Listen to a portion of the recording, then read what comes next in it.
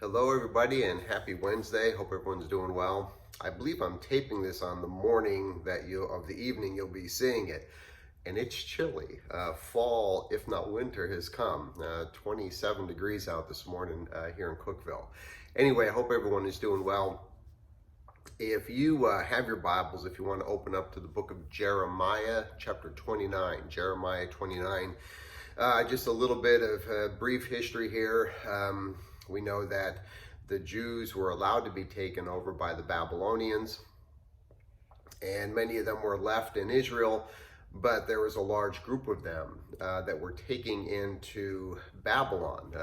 Some of the wiser, smarter, more intellectual, educated were taken from there and held captive in Babylon.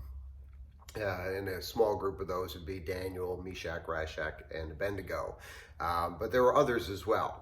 So Jeremiah is writing to these people that were captive in Babylon. He has a word to say from the Lord.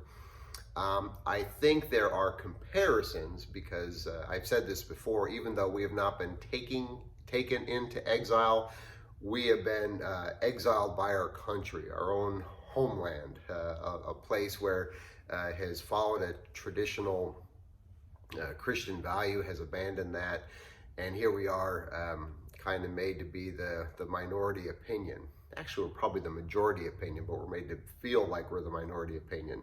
And the people that we've hired to govern us is kind of, they've turned away from these things. They've turned away from the things of the Lord in a large way.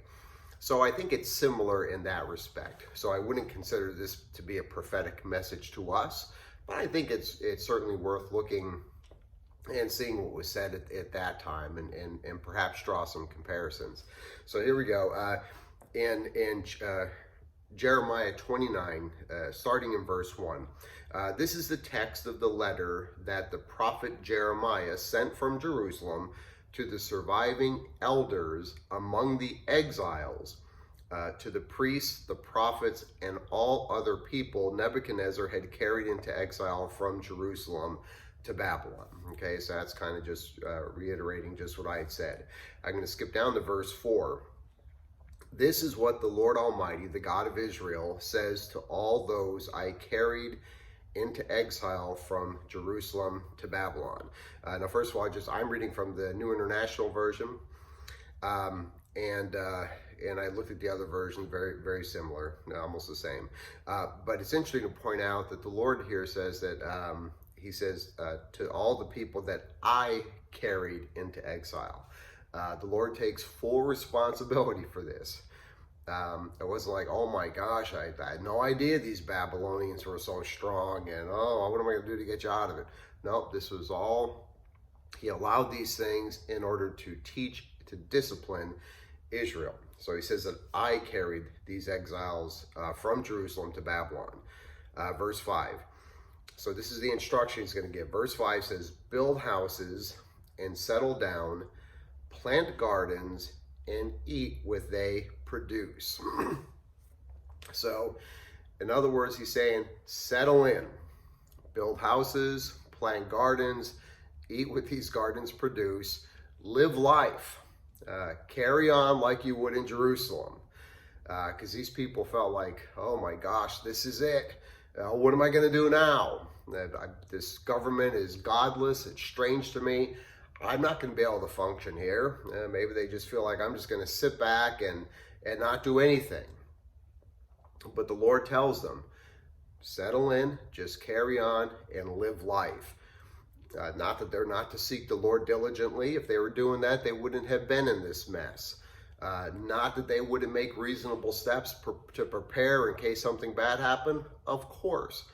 But the instruction from Jeremiah is carry on, live life, build houses, go about your business. And it may come to mind where Jesus says, he says that when he returns again, it'll be like it was in the days of Jonah. Or Noah, forgive me. But anyway, he says that things that people will be marrying, people will be living their life just like everything's okay.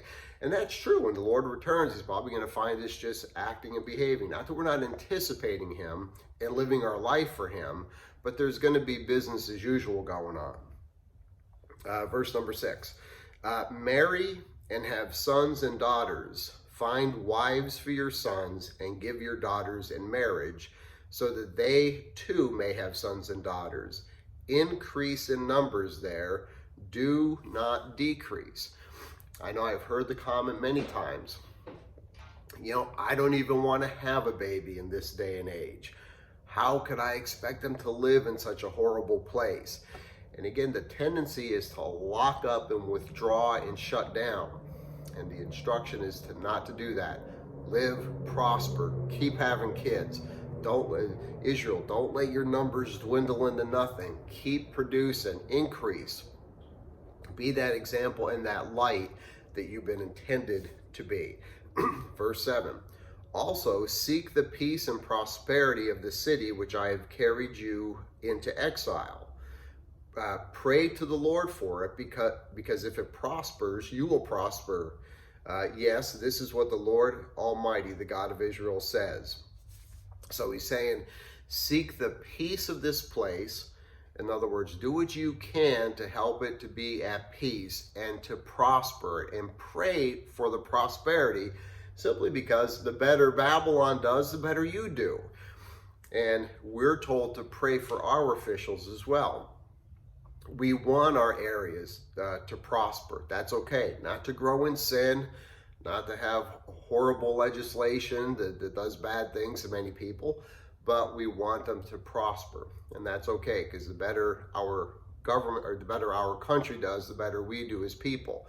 And that's okay. So we want it to be prosperous and to do better. Verse continuing in verse 8. Do not let the prophets and diviners among you deceive you.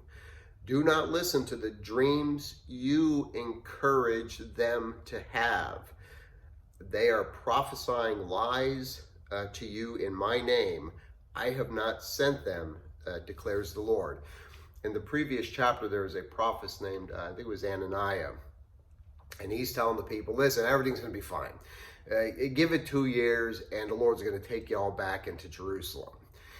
And the Lord is saying, don't listen to these guys. And later on, he tells them, he says, you got 70 years here, so you better hunker down. 70 years, so don't listen to the false prophets.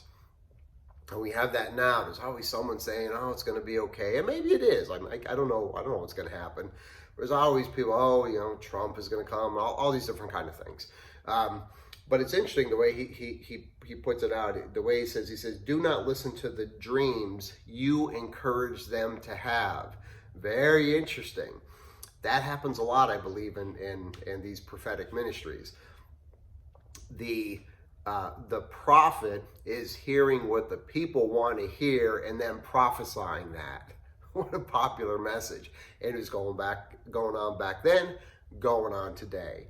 So we got to watch. The prophet needs to tell us what God says, not what we want to hear.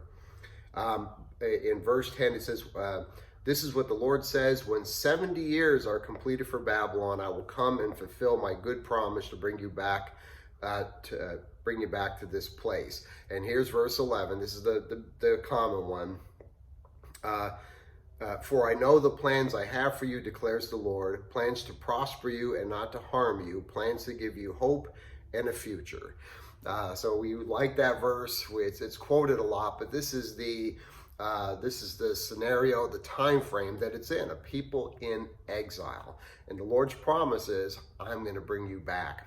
And the Lord's promise to us is that he will bring us back. I don't know that he'll restore America. I don't know. But he will restore his people. There is a glorious kingdom and a time with him that awaits us. So that promise is certainly near and very true. So I hope you find that encouraging. But God bless you, and thank you for your time.